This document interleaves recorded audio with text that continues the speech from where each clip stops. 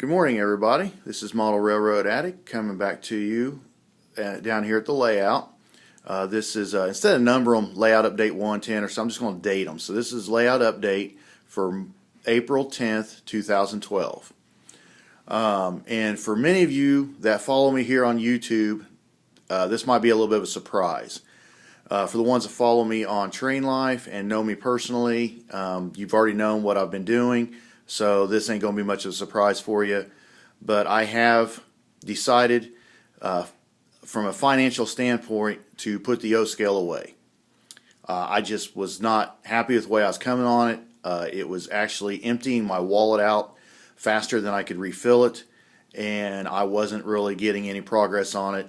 I've only got about $100 to $150 a month right now budgeted into my railroad, and that just for O scale.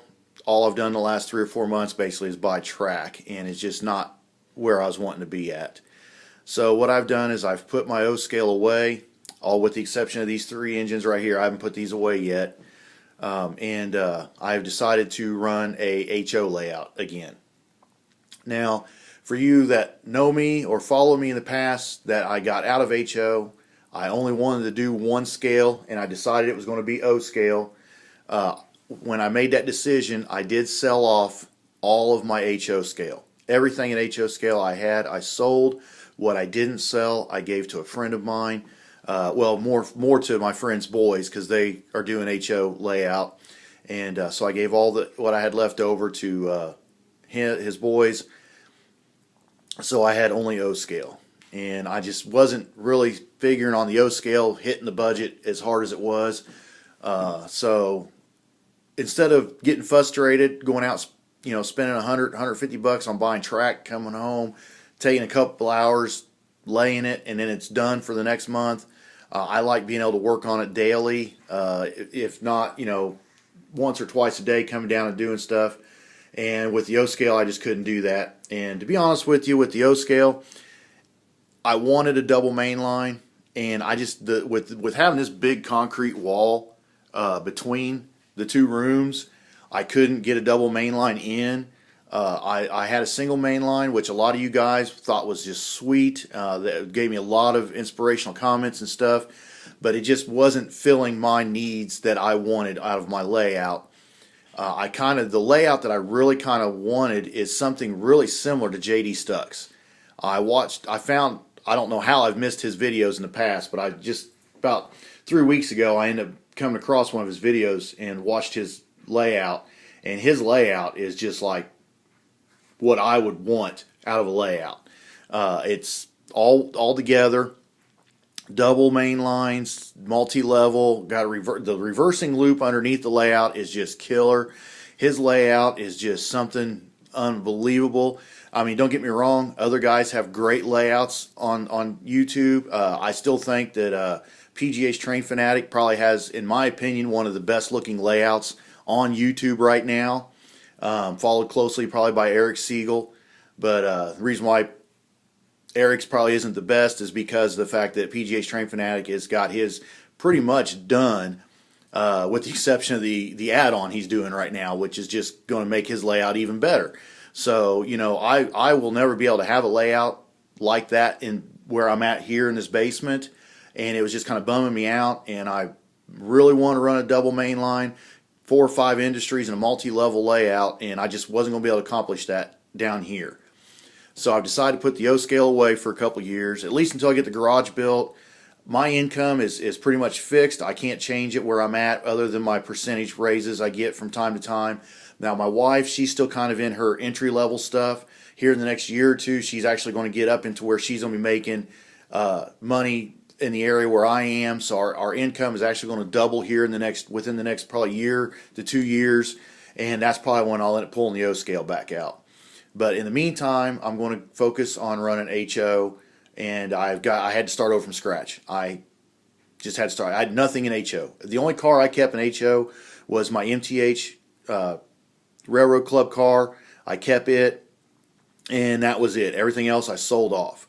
So here in the last week, I decided to come up with a layout design kind of in my head. I didn't put nothing on paper like I did with the O. I didn't put nothing on paper. So what I did was almost mirrored my O scale layout design. The kind of the if you look at it from above, it kind of looked like a big C. So I kind of mirrored that with the HO. Only I made it into a double main line instead of a single main line, because of HO being half the size, I was able to run it. And let me pan on around. You can see I've got roadbed already laid. It follows around the area basically that the O-scale track ran, with the exception right here. The O-scale track ran on back around through there. I've kind of cut this off early and brought it down through here because I really wanted an S-curve in the layout to give it a little, something different. I like S-curves in the layout, so I kind of ran that in through here, and then it's going to run out and through the original hole that the O-scale ran through. And if I follow it back around this way, I'll just go back the way, and it comes around back through here. I'll see I already got some track laid. So I've been working on this for about a week. There's a switch right there. It's going to go off back into a facility, some kind of industry back in there, and then it comes around, and then right here, as you can see, death drop. Train falls, hits the floor. No, I'm actually going to put there's going to be for right now, it's going to be a duck under section, which let me go ahead and put it in place here. I've got it already done out here, and it's eventually going to turn into a lift up section. I'm eventually going to turn this into a lift up section, so I don't have to duck under it, but it's going to come through here. As you can see, I already got my lines on it that line up into the train there, and then it's going to come over and curve through here, and then curve back through and in there. Now this right here is just going to be a big tunnel, a big mountain right here. I'm actually going to have a tunnel port that enters right about here and one right about here, so it kind of separates so you can't see the two main lines come right next to each other, because they're going to be within about 2 inches of each other inside that tunnel. So that wouldn't be too realistic to have 4 tracks that close together, so I want to cover them up, so I'm going to put like a big mountain scene right here that the train will run into. And then it'll come out over here. It'll come out over here, and you see I got the roadbed. The tunnel port will be probably out here, someplace here, and I'll probably take it past that pipe back there, and it'll come out over here. So this will be a huge mountain over here. And this out here will be a lot of town scene, but it's all, as you can see, I've got the lines drawn in. I ran out of roadbed this morning. I've got to go up to Indianapolis tonight, do some shopping. I'm going to go up to the train store and pick up some more roadbed, and probably a little bit more track, because I'll be to the track laying progress. All my turns, this inner curve right here, which is the inner main, and this curve right here, the smallest 2 curves on the layout. They are 28-inch radius, and the biggest curve is this outer one right here, and it's 52-inch curve. The main lines are 2.5 inches on center. I'm going to be running all number 6 turnouts everywhere on the layout. Code 100 flex track. I was going to do buy these Atlas Code 100 switches, but it's probably going to be a mixture of them. And I may end up getting some Pico ones, because the Pico ones look a little bit nicer. They don't have the the black in there. It's all metal and stuff, so they look a little nicer. So I may end up start purchasing some of the Pico ones. I did purchase some rolling stock cars.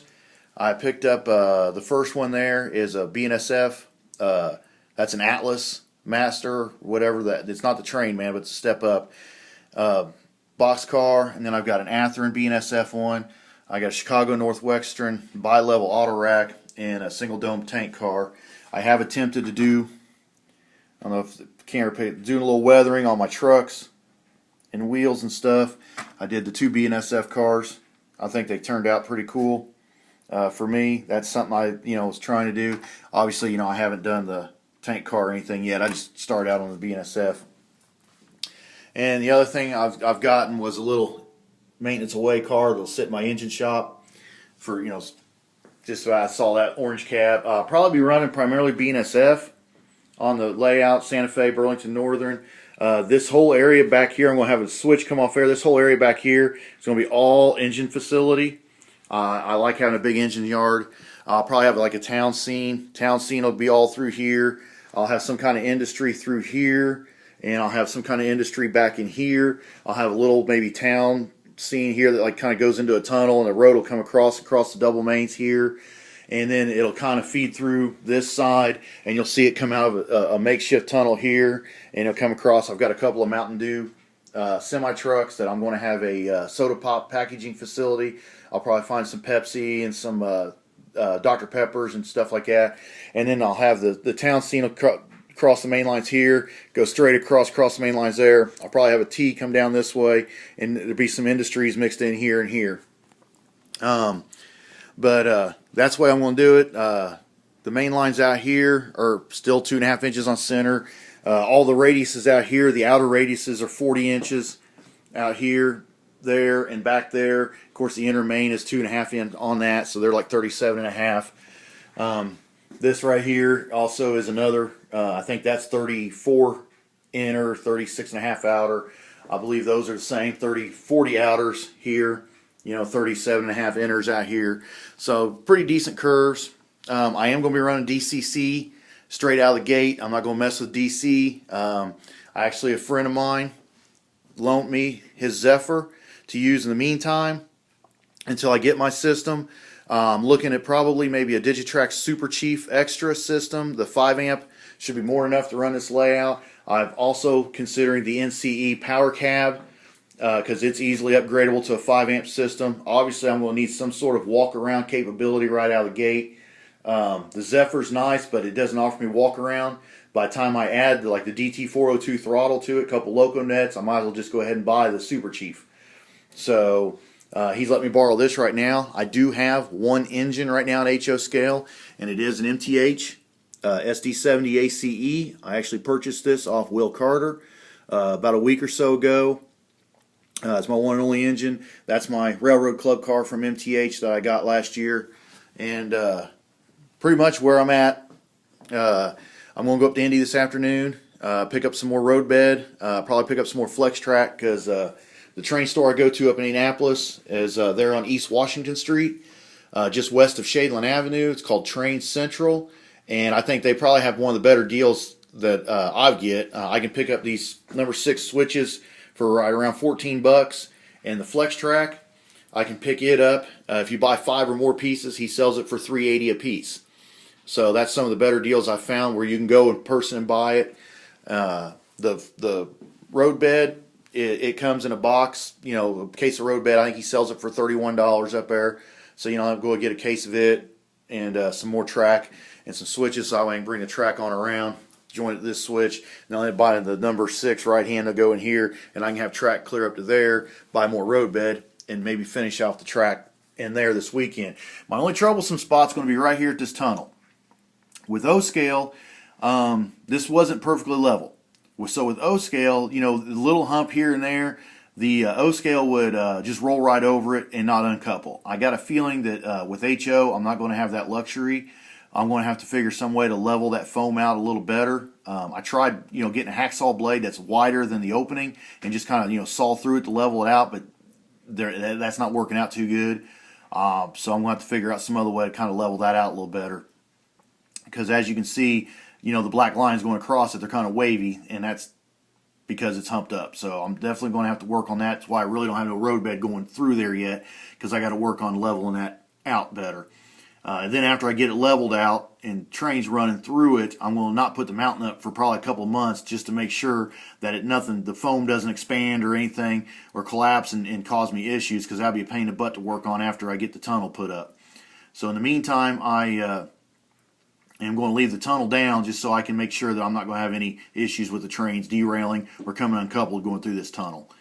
But that's where I'm at. I know a couple of you guys were asking for a layout update on Train Life because you knew last week that I was doing this on Train Life with the pictures in my album of where my progress is so far on this.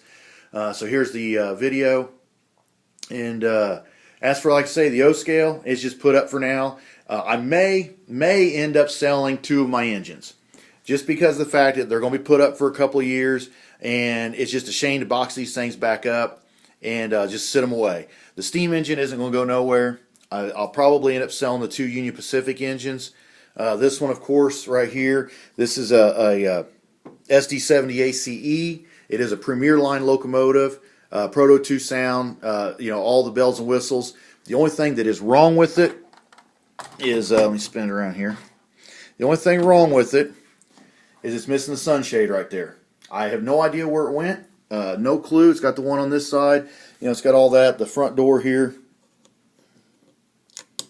Get it open here. The front door opens on it. Just like the real deal. Of course, there's nothing in there. It's just blank. And you push it back and pull the handle back up and locks it. Now it won't open. It locks it back in place. Ditch lights work. The snow plow has been applied. MU cables are down behind it. Windshield wipers are on it. All 4 of them are. I do have a spare one that'll go with it if I decide to sell it, which I'm probably going to, because I don't want to sit around a box, battery go dead, gears, have to take it out and spend a couple days getting it lubed up and running back again. So I'm probably going to end up selling this engine right here. If I do, I probably want somewhere in the ballpark around $300. Probably about $300. I wouldn't go over that. I think brand new this engine was $429. I didn't pay that much for it. I got it a little less than that, but MSRP on this thing new is $429. I'll probably be asking $300 for it. I might take a little less for it, but probably not much under $300 for it. It is Premier line. I do have the original box for it. I do not have the original owner's manual to it, but I did print up the owner's manual off of the MTH's website. So an owner's manual will come with it, and I do have the original box. Now the GP9, it's a Rail King. It's not a scale Rail King. It's just a straight Rail King. It's got Proto 2 sound, and it came in a starter set. I'll probably let this one go for probably, I'd say, $200. It's in mint condition. The odometer on this one, which is going to be a little misleading. It's got about 1,100 scale miles on it because I just ran it in an oval a lot when I first got it because I loved the smoke, loved it running. It's got about 1,200 scale miles on it, but it's got like 180 hours of run time. That's a little misleading because when I got the engine, the battery on it wasn't charged up real good. So the train store that I bought it from, they told me to put it on the rails and leave it on at about 75% power for at least 8 hours, so the battery will fully charge on it. Because I didn't have the wall plug-in for it, so I did that when I had my Z controller before I went DCS. I put it on the rails and basically muted the sound and just left power to it. And unfortunately, I worked like 8 days in a row. Totally forgot it was sitting on the track with power to it, so it actually sat on the track for like 4 days, muted with the power to it. So, and I didn't know at the time, but a guy told me that even though it's not running, as long as it had power to it, the hour meter was running. So that's why this thing's got so many hours on it, is because it sat idle on my track for like 4 days. So this one right here has roughly, I think, 700 scale miles on it and like 40 some hours runtime is what the DCS is running. I bought this engine in the set last March of 2010 or 2011. I bought this. It did come in a set. It's in perfect shape. The only thing I've done to it, I don't know if it can pick it up very well. Let me get a flashlight. There, give me a flashlight. The only thing I've really done to it to help it out is, as you can see, I have painted the MU cables on the front of it black. I just got some black, I think it was polyscale paint from my HO stuff. I painted the MU cables on the front black and did the same thing on the back. So the MU cables were painted black just to kind of make it stand out, give it a little more detail. Because as you can see, the ones on the Premier engine are painted and they look good standing out. So I just kind of did the same thing on the Rail King just to kind of spiff it up a little bit. Both of them smoke excellent. Actually, if you want to see either one of these run, the video right before this one, about 8 minutes long of this engine running, and if you go back a couple of videos earlier, I have about a 5 or 8 minute video of that one running also. If anybody's interested in purchasing either one of these, just go ahead and send me a PM or contact me, or you can send me an email, or you can contact me on Train Life. So either way, you can do it. If you leave a message on here, I don't check my YouTube account as often as I used to, so I may not get the thing. Sometimes it sends me an email saying that somebody left a message. Sometimes it doesn't. So it'd probably be best if you just like email me or send me a PM. I always get the PM personal messages in my email. So if either one's interested in it, and oh, let me walk over here. I'll show you. I do have the boxes. Okay, yes. Here is the box. Let me sit over here. Here's the box for the Ace right there, and it's got. Let me see which ends. And you can see it's got all that there. I don't know if I can. Yeah, it's not going to focus real good, is it? Let me see if I can make this focus. Yeah, there we go. Well, these iPhones are nice. The SD70 ACE engine, Proto 2 sound, high rail wheels, 2720-274-1, and it's got all the features on it. Original box, and then my GP9 is right here. As you can see, it's a Rail King. It actually came in this starter set right here that I bought. As you can see, it's got the GP9 starter set right there, and I got the box, the owner's manual, everything. So it's got, and it's also got, the Union Pacific GP9 diesel Proto 2 sound, and it's the Dash 1E because it came in a set. So, but if anybody's interested in either one of these engines, I'd rather see it go to somebody who's going to be able to run them than me just putting them in a box and letting them sit for 2 years. So if anybody's interested in either one of those, send me a PM, contact me, Train Life, however. But that's pretty much it. Like I said, I'm going up to Indy today, so I'll get a little more progress on the layout. Probably shoot another video up this weekend. With me and HO, I'll be doing a lot more. I'll be doing more updates more frequently because I'll be able to get more done at a little bit more quicker pace because of the fact that it's just cheaper to do for me. So, like I said, I'm going to go up and spend about $100 today, and I'm going to get a box of road beds, some flex track, stuff like that, and that'll be enough to keep me busy for the next probably week or so. So, until my next video, I'm going to sign off here, and y'all have a good day. Goodbye.